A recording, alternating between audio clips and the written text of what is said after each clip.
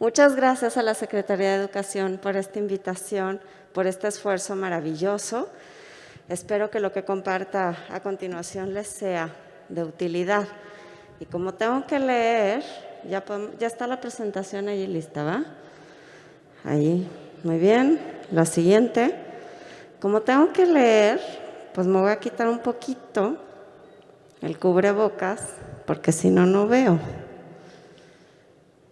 Que sean niños los niños. Que sean niños y no clientes de las compañías de celulares o vendedores de rosas en los bares o estrellas descartables de la televisión. Niños, no limpiavidrios en los semáforos o botín de padres enfrentados o repartidores de estampitas en los camiones. Que no sean niños soldados los niños, que sean niños los niños, simplemente.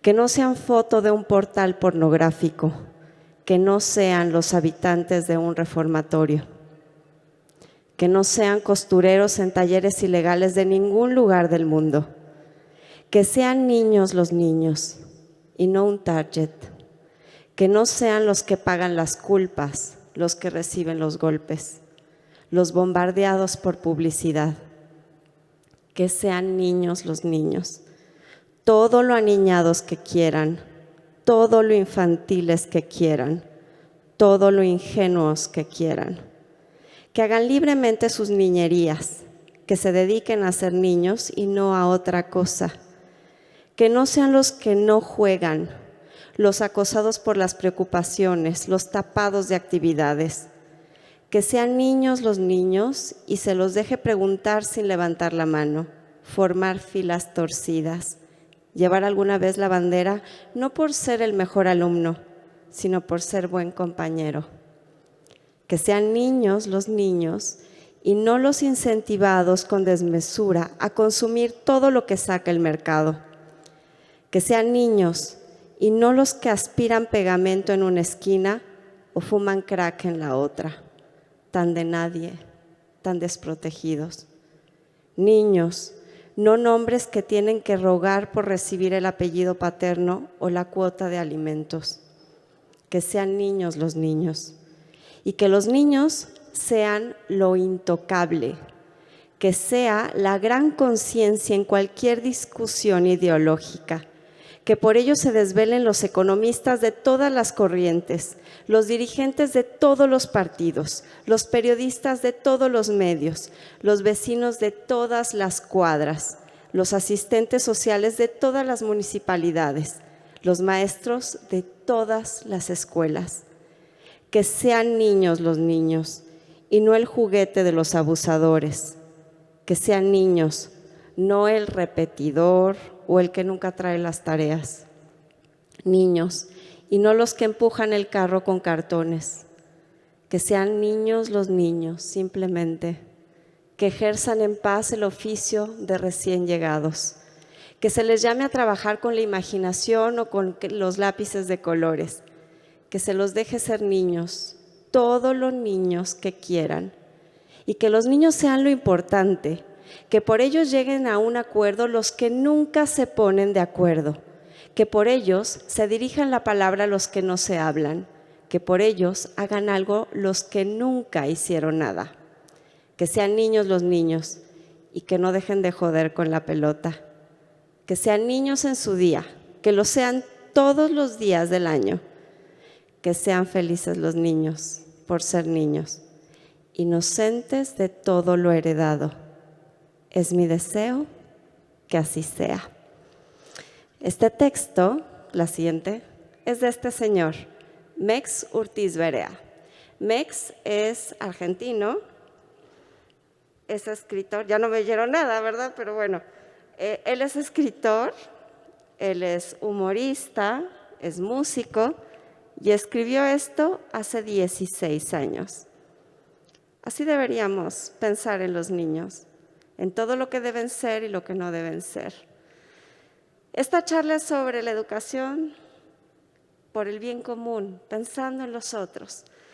Y bueno, aquí hay mucha información que yo les voy a compartir a lo largo de esta charla, que además es accesible en Internet, como este texto que se los voy a dejar también al equipo de la Secretaría de Educación para que lo pueda compartir con todos ustedes. Y bueno, aquí tenemos la portada de un documento que publicó la UNESCO, que ustedes saben que la UNESCO es la Organización de las Naciones Unidas para la Educación, la Ciencia y la Cultura. Y les voy a leer un pequeñito extracto del prólogo, que dice: el mundo está cambiando, la educación debe cambiar también.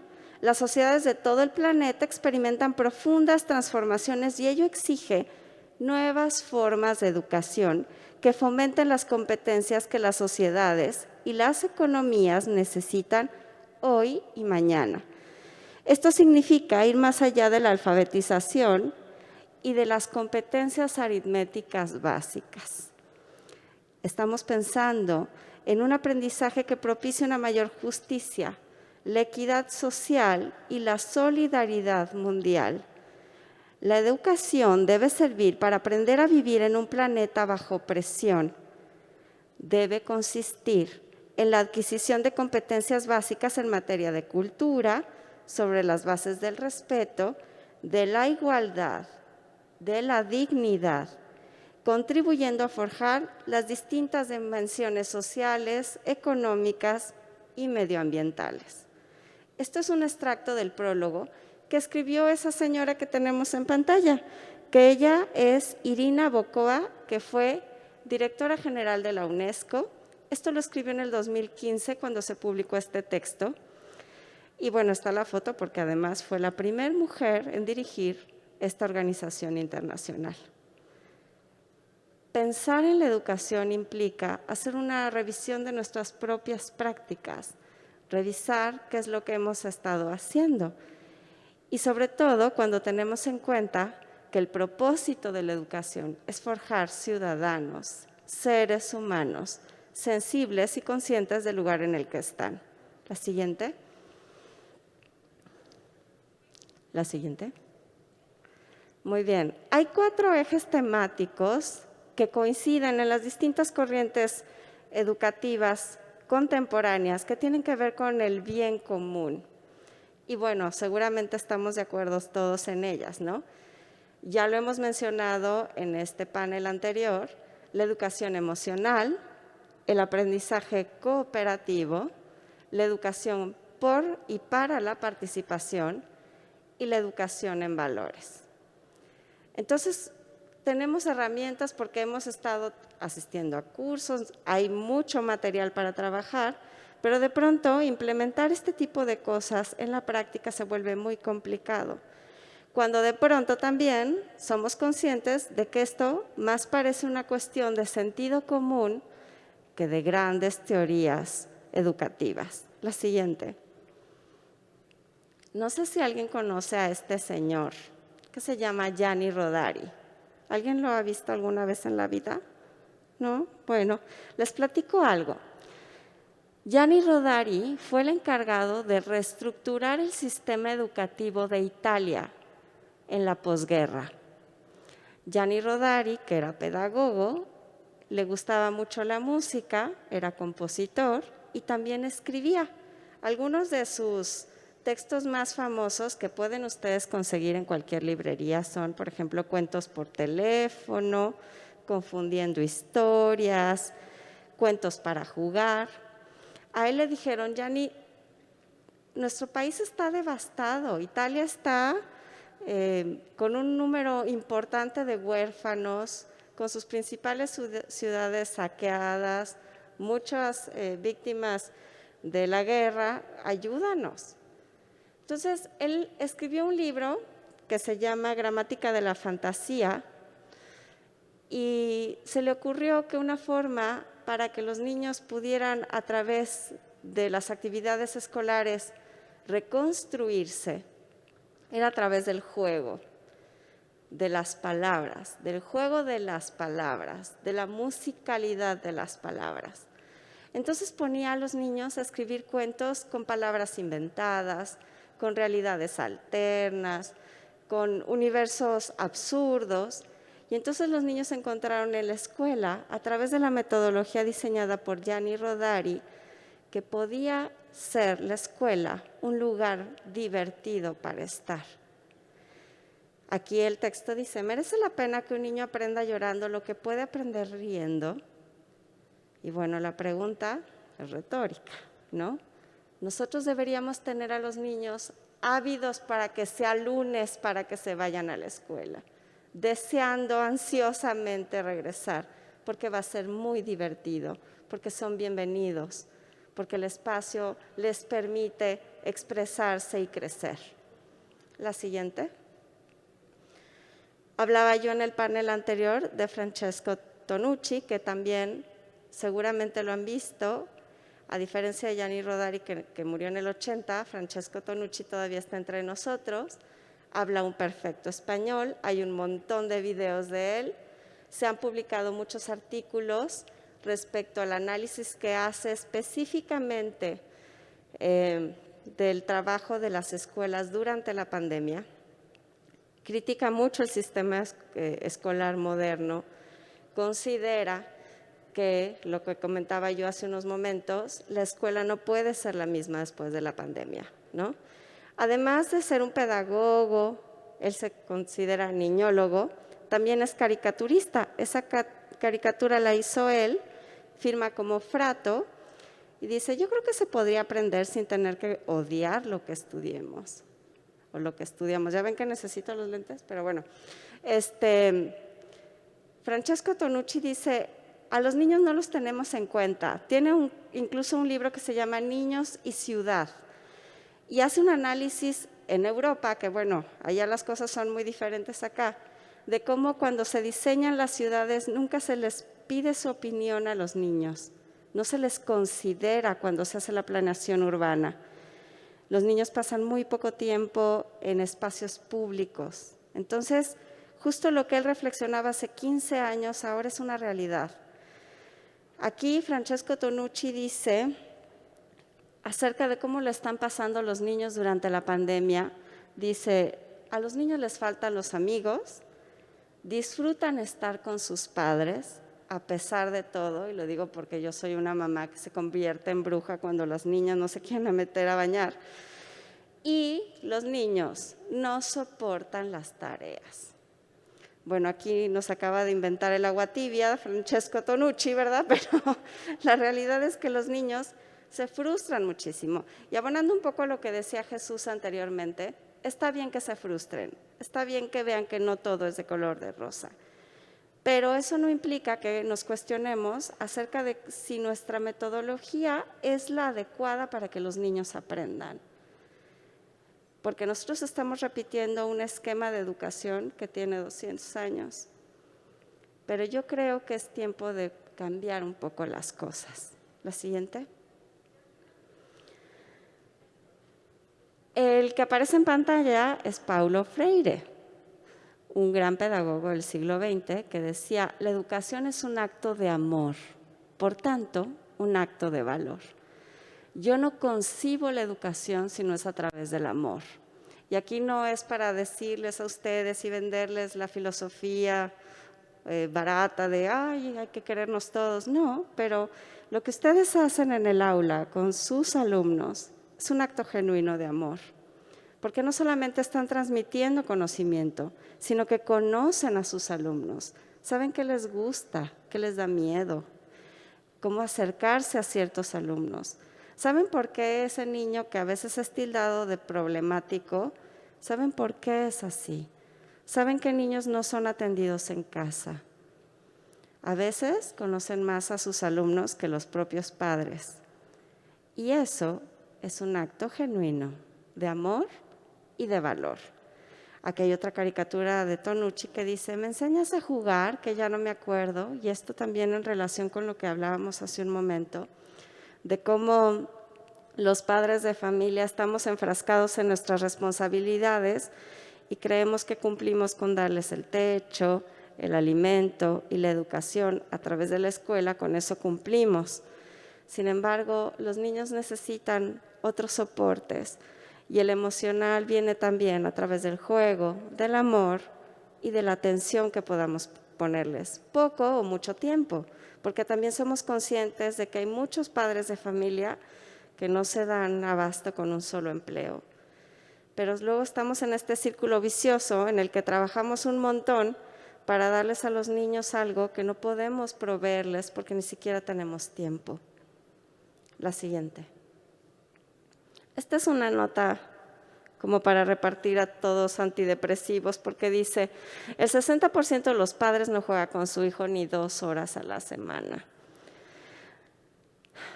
Si yo preguntara, y esto es para mí, ¿cuánto tiempo pasamos en redes sociales al día? Yo creo que pasamos mucho más tiempo en un celular, en una red social, que platicando con nuestros hijos, o jugando, o contándonos chistes, o leyendo un cuento. Y esto es algo que debemos transformar de inmediato. Porque si el ejemplo arrastra, entonces, ¿qué les estamos enseñando a los niños?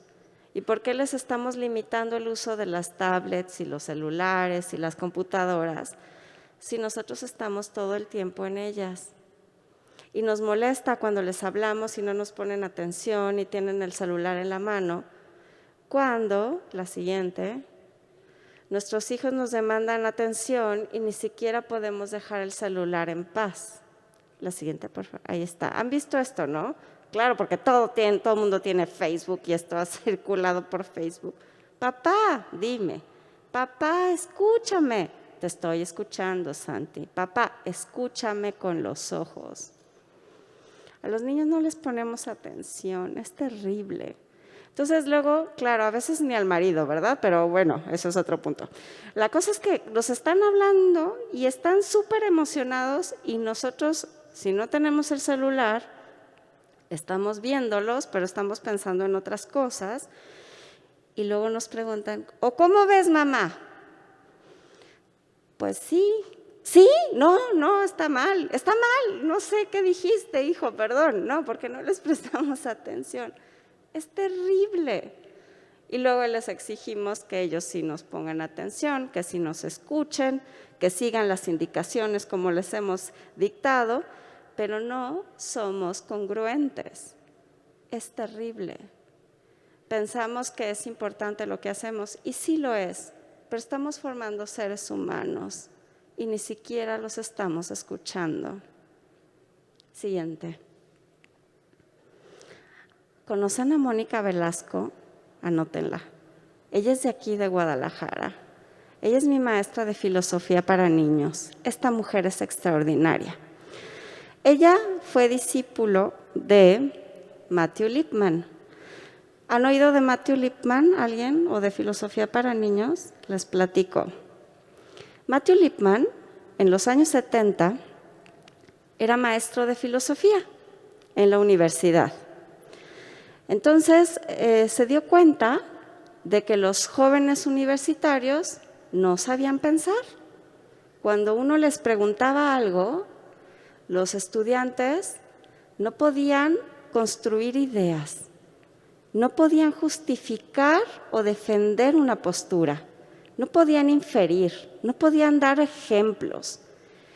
Y Matthew Lipman se sorprendió muchísimo y dijo, ¿cómo pueden haber llegado tan lejos si no pueden hacer algo tan elemental? Construir una idea a través de las palabras. Entonces, dijo, aquí hay algo.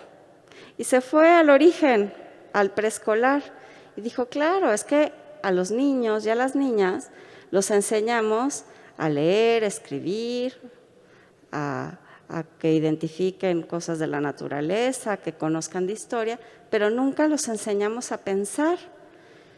Y ustedes saben, porque lo viven cotidianamente, que los niños son grandes filósofos, todo el tiempo están preguntando cosas, pero esas preguntas no tienen eco, o a veces no en la casa, a veces no en la escuela.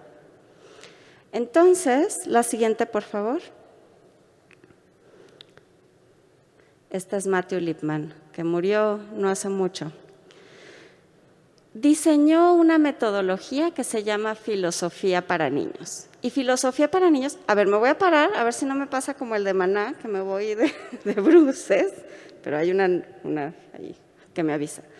Bueno, Matthew Lipman decía, a ver, vamos a enseñar a construir comunidad de indagación para que los niños que están en el salón de clases puedan pensar por sí mismos y puedan formular preguntas, porque lo hacen todo el tiempo, pero ayudarles a formular preguntas que puedan ser más trascendentes.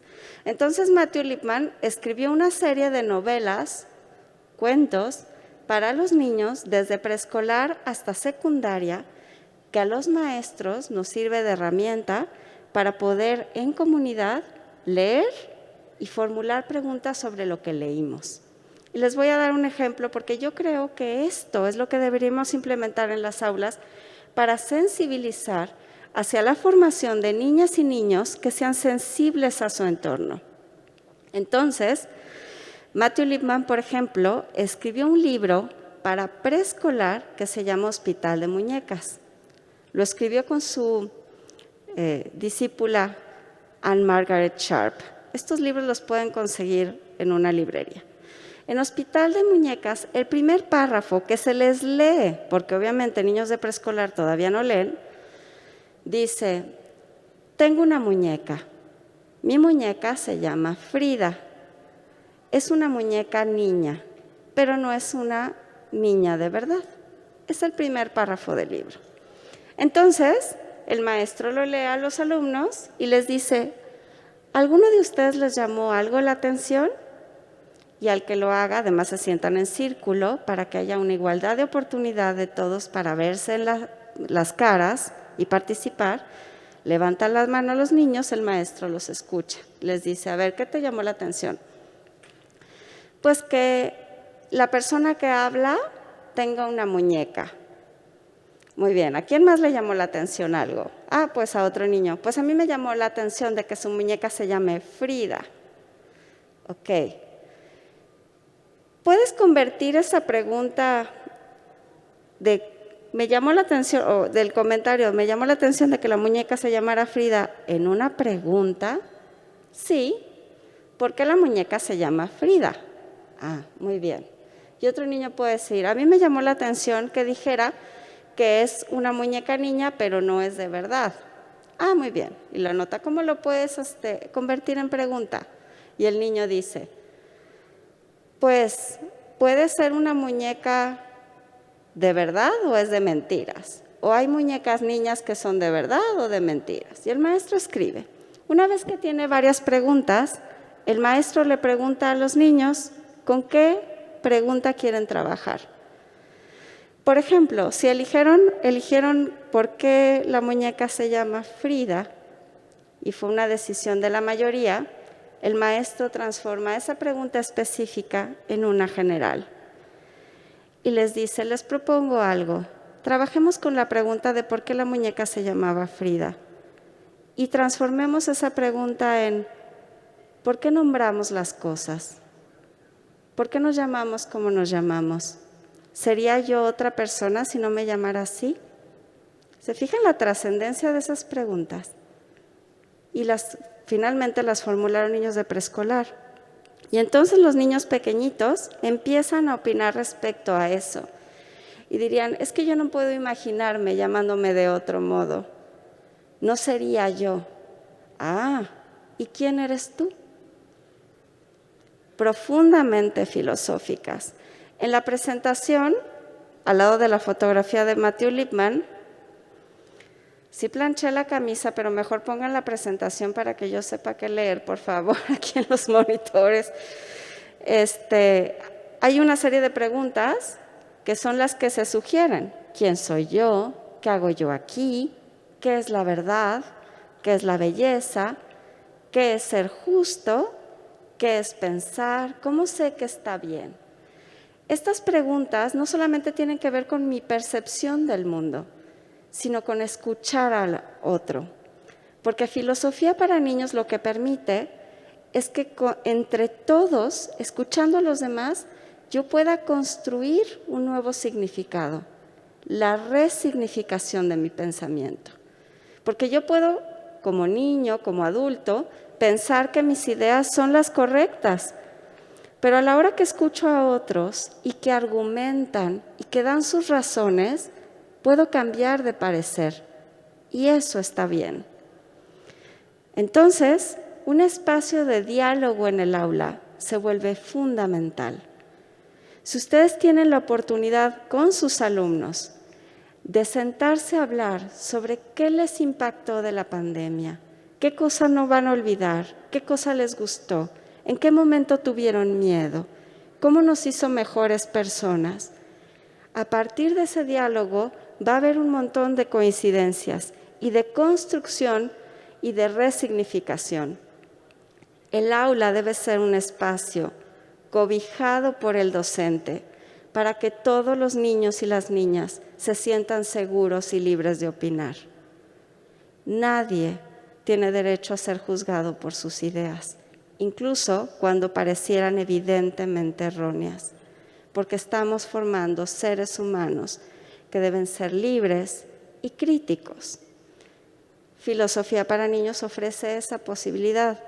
No implica, ni estoy vendiendo el curso, ni mucho menos, que todos tengan que estudiarlo, pero tenemos la posibilidad de leer a Matthew Lipman y de rescatar algunas cosas que sean significativas y de invitar a Mónica Velasco en la próxima, porque es una persona maravillosa, pero como yo no me iba a quedar con las ganas, le voy a compartir un poquito de exposición y en la siguiente lámina hay un video en donde ella habla acerca de algunos beneficios de hablar de filosofía para niños, de implementar filosofía para niños en el aula.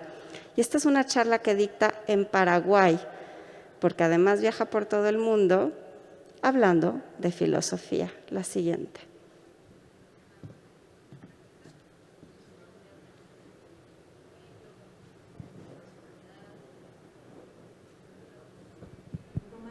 Lipman en su propuesta. Que los niños se den cuenta de qué cosas creen y las vayan corrigiendo, sus creencias. Que entiendan que ese es el proceso de vida que tenemos que llevar, porque no hay certezas, no hay verdades absolutas. Decir la verdad podríamos decir que es un valor universal, sí, pero no es cierto, no lo podemos sostener en la práctica. Es un valor que nos orienta. No queremos un mundo de mentiras, queremos que sea un mundo de verdad. Pero bueno, no siempre se puede, no siempre es lo pertinente, no siempre es lo correcto, y es algo en lo que vamos, pero tenemos que aceptar la realidad de la persona que somos y no podemos sostener un principio que no podamos respaldar con nuestra acción. Entonces, las creencias, lo incompleto de la experiencia que va uno incorporando y la continua resignificación. Esos son los tres elementos o los tres pilares que soportan la propuesta desde el punto de vista filosófico. Y entonces recojo de nuevo el objetivo medular de Filosofía para Niños.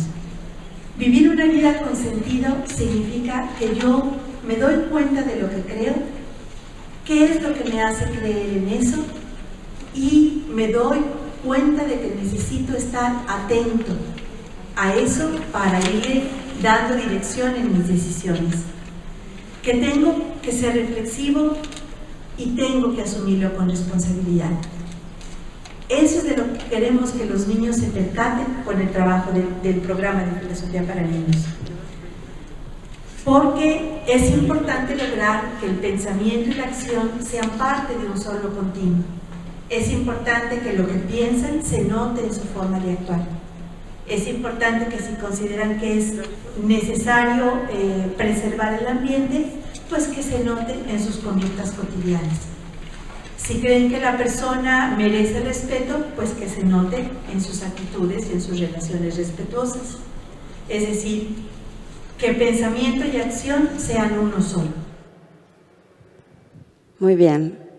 Mónica Velasco con un extracto de Filosofía para Niños. Para la construcción del bien común, entonces, debemos fomentar en nuestros espacios de aprendizaje también estos momentos de diálogo, de construcción comunitaria. Escuchar al otro me permite entenderlo. La siguiente, por favor. Y esto me lleva a evaluar o a que pensemos juntos si estos espacios de aprendizaje, como aparecen en esta fotografía, son los adecuados. Estamos repitiendo un modelo educativo que, si ustedes se ponen a estudiarlo, pues al final del siglo XIX, cuando se establece esta forma o esta configuración escolar, dándole prioritariamente el espacio al docente, en donde los niños repiten las actividades que el docente les dicta. Yo sé que de pronto ha habido ciertas modificaciones, aulas no tan saturadas, espacios más abiertos, pero yo creo que esto ya no es lo que necesitamos nosotros. La siguiente. Necesitamos sacar a los niños. Ya no pueden vivir encerrados. No es saludable. Yo sé que es difícil. Ya quisiéramos todos contar con áreas verdes cercanas para que los niños aprendan toda una jornada sobre distintas cosas. Porque claro, los contenidos académicos son muy importantes, pero también se pueden aprender en la práctica, en las experiencias cotidianas, ¿no? Aquí, bueno, es una clase como de medio ambiente, están sembrando, también espacios de apreciación musical, que además, ¿a qué niño no le gusta la naturaleza? ¿A qué niño no le gusta la música? Siguiente. Otros países de América Latina tienen estas prácticas de que los niños acudan a los museos con cierta regularidad, que sus salas estén planeadas para que sean absolutamente didácticas. Les dan espacios libres de expresión, de baile, de danza, de apreciación musical, de hablar del arte en general, de acercarse a otros seres vivos para entenderlos y respetarlos, porque no podemos cuidar lo que no conocemos. Siguiente. Bueno, esta es una foto de mi hija que no tiene nada que ver, nomás para que vean que está bien bonita. ¡No! Esto es lo que les quiero platicar que me pasó con una de mis hijas en la pandemia. Tiene 7 años, le encantan las matemáticas y arma rompecabezas de 500 y de 1000 piezas, como el que está al lado de ella, que además no es un rompecabezas para niños porque las fichas son muy pequeñitas. Este ciclo escolar, mi hija empezó a dejar de querer hacer las actividades porque se frustraba muchísimo. Estaba harta de la pantalla, no entendía. Y antes, que le encantaban las matemáticas o las sopas de letras y los hacía con tanto gusto, ahora no quería hacer los ejercicios escolares. Yo no sabía qué hacer, los tenía que hacer, o eso pensaba yo. Entonces hablé con la maestra y le dije, ¿sabe qué? Hay que darla de baja. Yo no quiero sacrificar mi relación con mi hija, no quiero que esto le pese después, que dañe nuestra relación. Yo tengo 2 trabajos, tengo mucho trabajo y no puedo atenderla. Y la pondré a hacer otras actividades.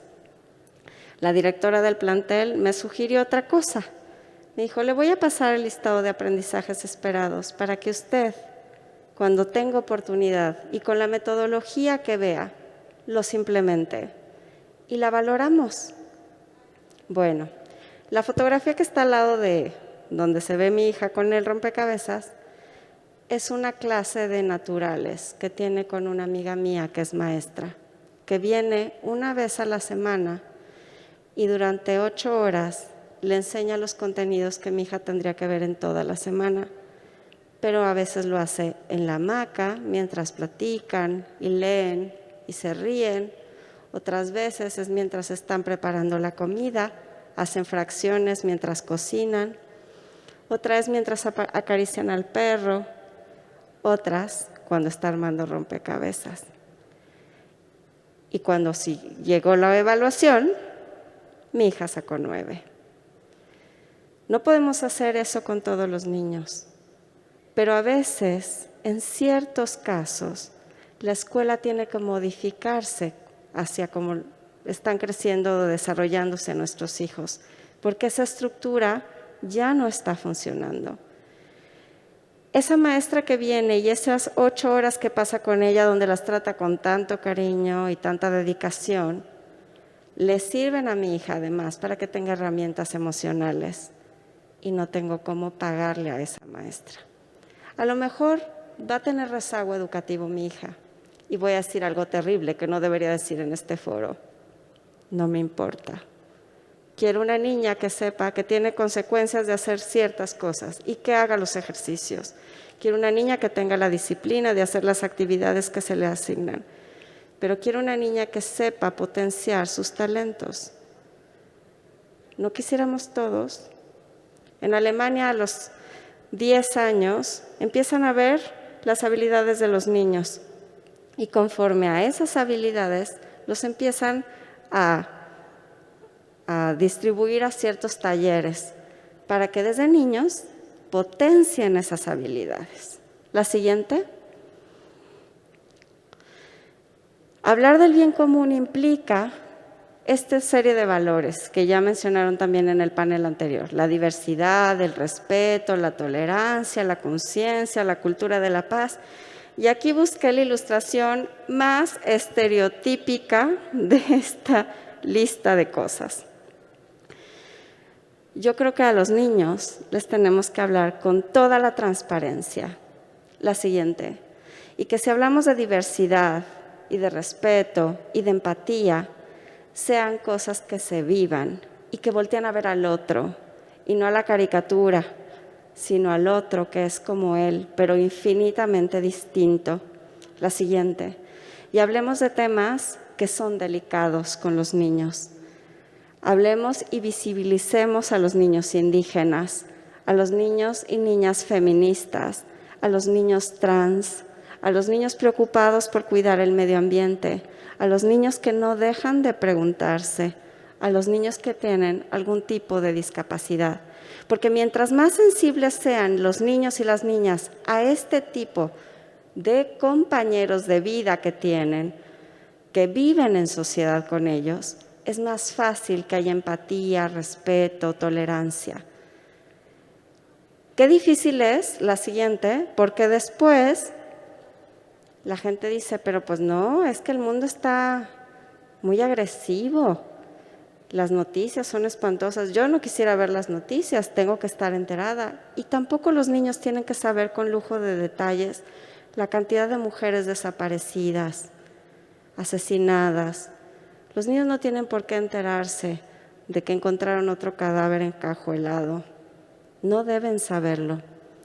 No porque les vamos a ocultar la realidad.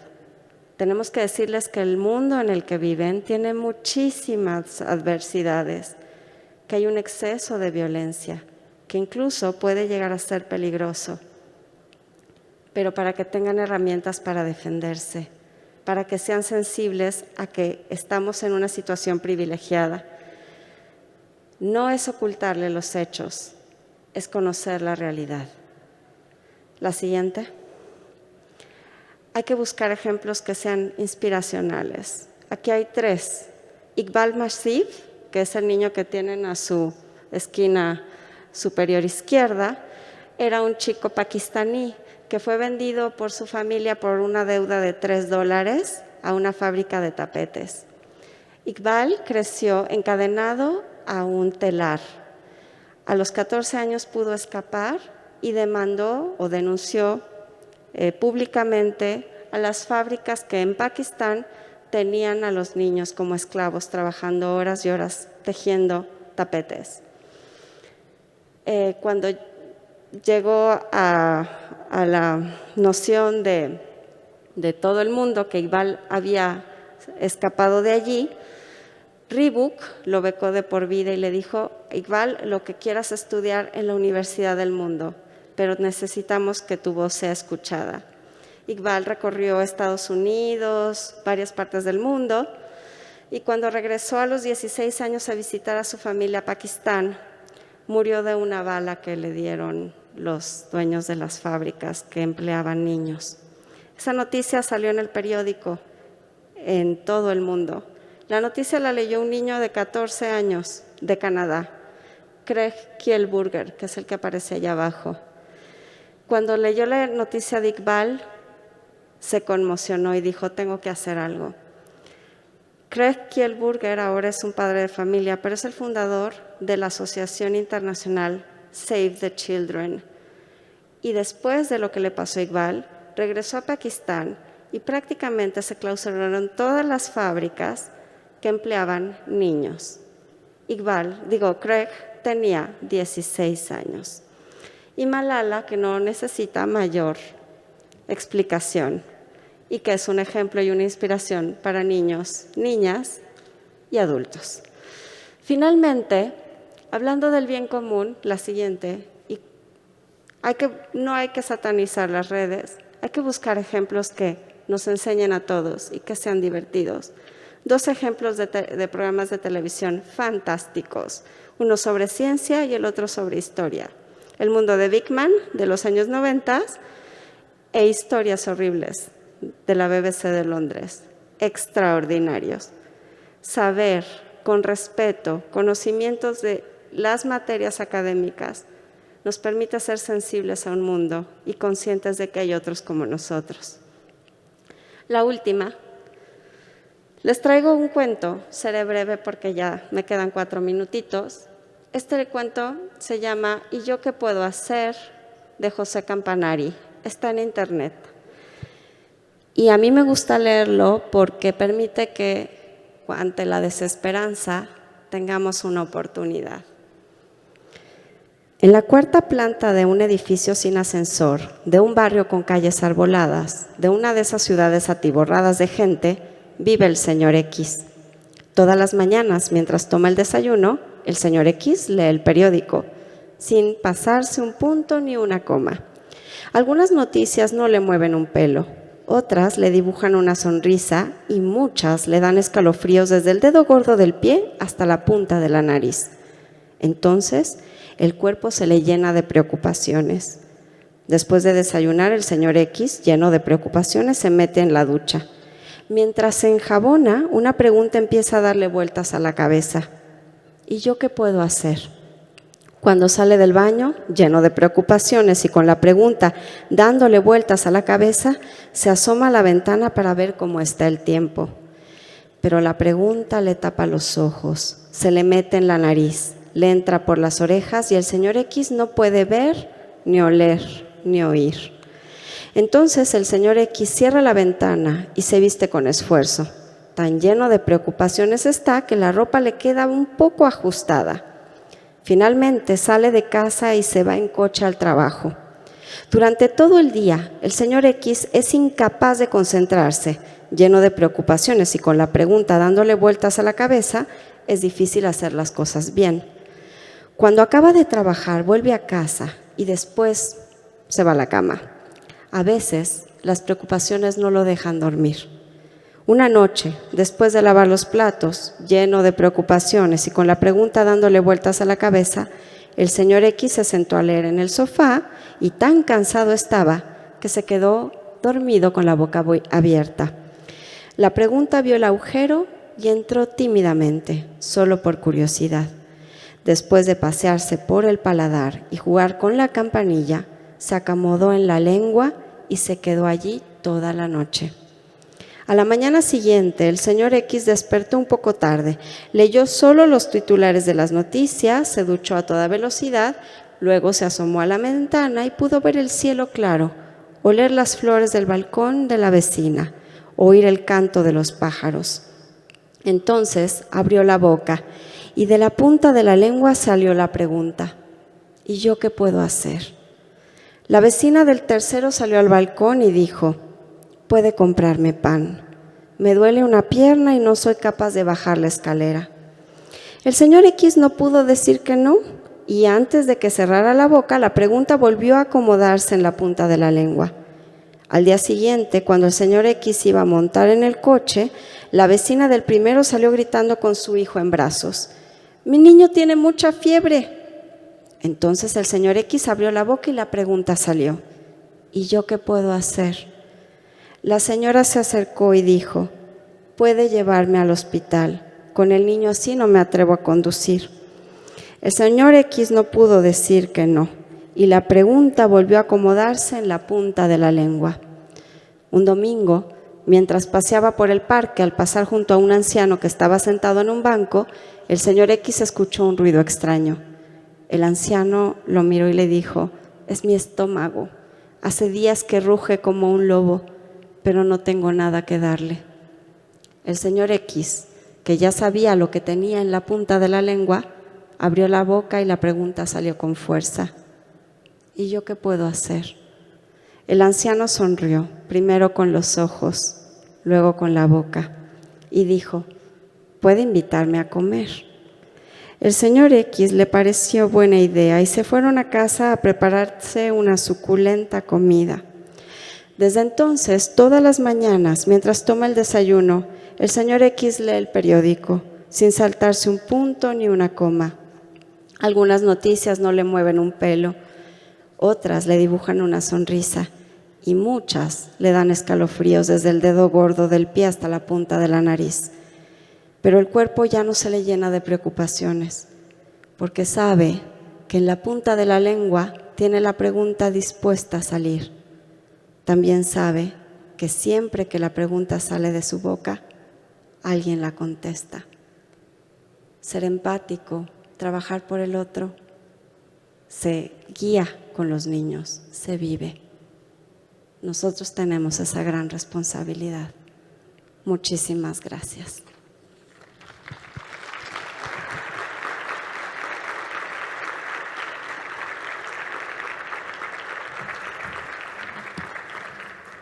Agradecemos a Tessy Solínez por quien a través de su conferencia nos plantea la necesidad de la fomentación de una filosofía para niños felices y su implementación en el aula. Tenemos algunas preguntas por parte del público a las que daremos lectura solicitando a Tessy nos favorezca con respuestas. Previo a lo que llegan las preguntas, de manera virtual llega una. Las emociones que experimentan los niños depende de las experiencias previamente vividas. No necesariamente, creo yo. La empatía no implica que uno tenga que vivir la propia experiencia para poder entender lo que el otro está sufriendo. Es nuestra capacidad de ser sensibles ante el otro lo que nos da esa herramienta. Por eso es muy importante que podamos hablar con los niños de lo que sucede alrededor. Es decir, un niño puede entender que otro tenga hambre, no tiene necesariamente que padecerla. Si hubiera una pregunta por parte de los presentes, por favor, levante la mano para que puedan acercarle el micrófono. Y por lo pronto, Norma Verónica pregunta: cada niño y niña es diferente. ¿Cómo saber qué necesitan aprender y qué no? ¿Algún consejo? Mi recomendación sería, tanto para docentes como padres de familia, estar al pendiente del interés que muestren los niños por el aprendizaje. Es decir, qué cosas les gusta, les apasiona, y a través de ello poder, ustedes lo conocen muy bien, en un abordaje transversal, hablar de otros temas. Es decir, si a un niño le apasiona el deporte, podemos hablar de la historia, podemos hablar de cuestiones sociales, inclusive económicas, si es necesario para que aprenda algo de matemáticas a través de ese tema específico. Yo creo que es un desafío cuando los docentes tienen tantos niños a su cargo, pero como padres de familia podemos potenciar eso. Muy bien, habiendo alguna otra pregunta de manera presencial, aquí en el centro tenemos una mano levantada.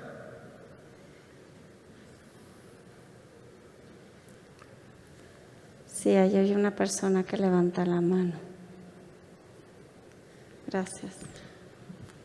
Correcto, el micrófono se le está acercando. Le escuchamos. Gracias. Buenos días todavía.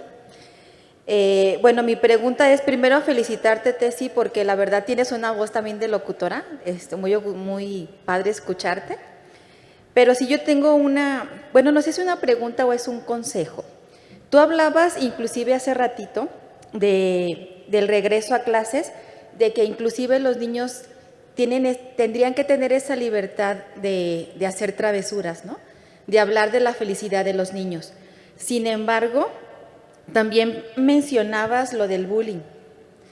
Y yo soy directora de una prepa de bachillerato y yo tengo una preocupación muy grande en función de la corresponsabilidad que se tiene o que se tiene que tener con los papás y con la escuela. Cuando regresen los chicos a clases, ¿qué va a suceder?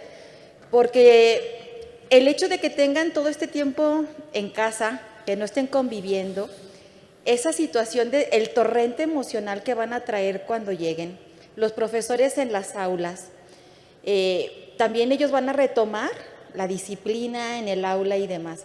¿Qué consejos nos puedes dar, al menos como directivos? Porque tenemos que autorregularnos para regular la situación de los académicos, de los jóvenes y en el caso pues de los que están aquí, de los niños, porque van a llegar con mucha energía y con ganas de hacer cosas. Y de repente la disciplina, ¿dónde queda la disciplina o hasta dónde imponer la disciplina para dejar de expresar las emociones de los jóvenes y de los niños? Gracias. Muchas gracias. Y valoro mucho tu interés en cómo resolver esto que se nos viene. Hace 20 años yo empecé siendo docente en una preparatoria dando la clase de video. Y yo creo que es a través de las artes en donde podemos encauzar esta energía que traen los jóvenes y puede ser una herramienta. Cuando hablo de travesuras es esta parte creativa, lúdica, ¿no?, que trae la juventud.